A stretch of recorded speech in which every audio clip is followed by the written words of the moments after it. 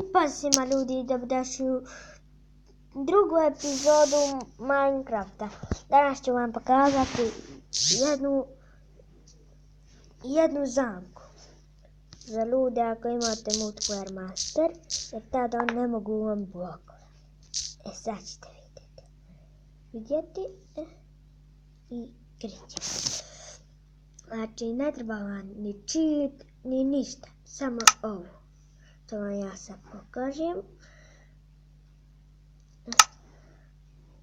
Znači sad na ovo i vi samo ako hoćete, vi možete i na punu, ali ja ću na ovom da vam pokažem samo. I sredim, postavite tu, tako i tako. Postavite ovako lepljive klipove, ovako i tuto.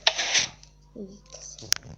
To ovako misli, sad ću me uvesti negdje, stvari, samo ovako ovdje zapali.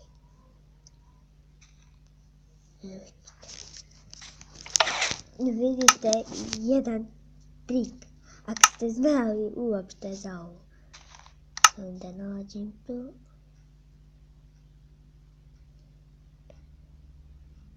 Gdje je? Vidite se da